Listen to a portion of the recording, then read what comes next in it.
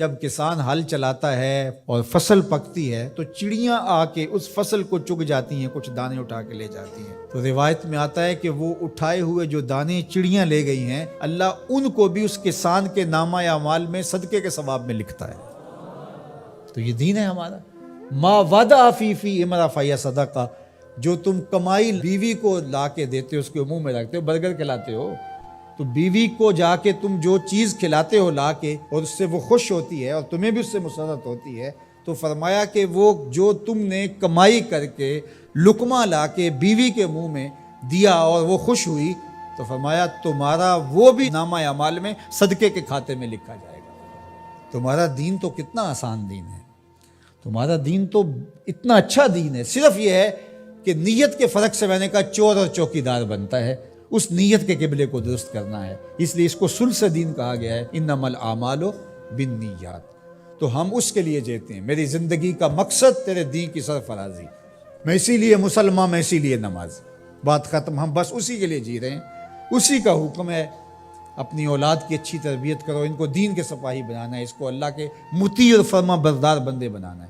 اس کے لیے جو تم کوشش کر رہے ہو تو تمہارا یہ صدقہ لکھا جا رہا ہے۔ تم مجاہد فی سبیل اللہ ہو، تم اپنی اولاد کے لیے اس لیے کمائی کر رہے ہو کہ ان کو جو ہے وہ اللہ کا ایک مطیع بندہ بنانا ہے۔ تم اپنے ہمسایوں کے ساتھ اس لیے سلوک کر رہے ہو کہ ہمسائے اور اللہ رسول کا حکم ہے اور میں نے ہمسایوں کے ساتھ اچھا سلوک کرنا ہے۔ تم رشتہ داروں کے ساتھ نبھا رہے ہو ان کے تلخ رویوں کے باوجود بھی کہ اللہ رسول کا حکم ہے، لہٰذا میں توڑ تو نہیں سکتا، لہٰذا اللہ اس کا بھی تمہیں اجر عطا کرے گا۔ ان تلخ رویوں کا تمہیں تمہارے نامہ اعمال میں اجر و ثواب لکھا جائے گا جو تم سہتے ہو اور برداشت کرتے ہو۔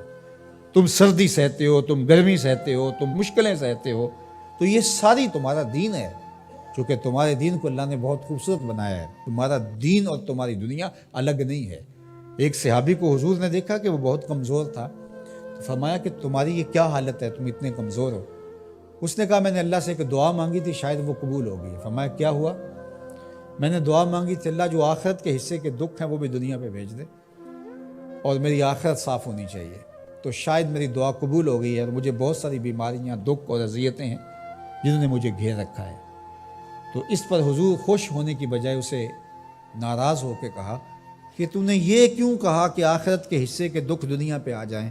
تو نے یہ کیوں نہیں کہا ربنا آتنا فی الدنیا حسنۃ وفی الآخرۃ حسنہ، اللہ مجھے اس جہان میں بہتریاں دے دے، اس جہان میں بہتریاں دے دے۔ تو یہ زندگی اچھی جئیں، اچھی سواری، اچھی بیوی اور کشادہ مکان، انسان کی خوش قسمتی سے، مسلمان کی، مومن کی خوش قسمتی سے بتایا گیا ہے۔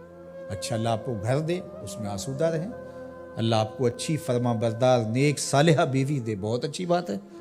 اللہ آپ کو اچھی گاڑی دے دے تو اس میں کوئی گناہ نہیں ہے، کوئی برائی نہیں ہے، اچھی بات ہے۔ یہ نہیں ہے کہ دین یہ ہے کہ آپ اپنے تن کے کپڑے بھی اتار کے پھینک دیں اور سردی میں ننگے ہو کے بیٹھ جائیں، یہ کوئی دین ہے، یہ نہیں ہے۔ ہمارا دین کیا ہے؟ تمہاری نیت کا قبلہ درست ہو، تمہیں جو ملتا ہے تھوڑا ہے یا زیادہ اس پہ تم راضی ہو، تھوڑا ملے تو پھر بھی مالک تیری مرضی میں اس پہ راضی ہوں، اور زیادہ ملے مالک میں تیری مرضی پہ اور تیری عطا پہ راضی ہوں۔ تھوڑا ملے تو صبر کرے، زیادہ ملے تو بانٹنا شروع کر دے، بات ختم ہو گئی۔ اور کاروبار کرے تو اللہ کی رضا کے لیے جائے، اور بچوں کو ایک اچھی تربیت کی نیت سے گھر سے نکلتا ہے، حتیٰ کہ جو کاروبار کرتے ہوئے مشقتیں آتی ہیں، ٹینشنیں آتی ہیں، پریشانیاں آتی ہیں، جھٹکے لگتے ہیں انسان کو، گاہک کے رویے کی وجہ سے کسی نے ادھار لے لیا، وہ پیسے نہیں دے رہا، بار بار اس کو کہنا پڑتا ہے، اس کے سخت اور تلخ رویے ہیں، یہ جو جھٹکے اور تکلیفیں اور جو ٹینشنیں آتی ہیں، اس تاجر کو اللہ کی جانب سے اس کا بھی ثواب عطا کیا جاتا ہے۔ تو یہ کتنی کرم نوازی ہے اس کی، اور کتنی رحمت ہے اس کی جو اللہ تعالیٰ نے اہل ایمان پہ رکھی۔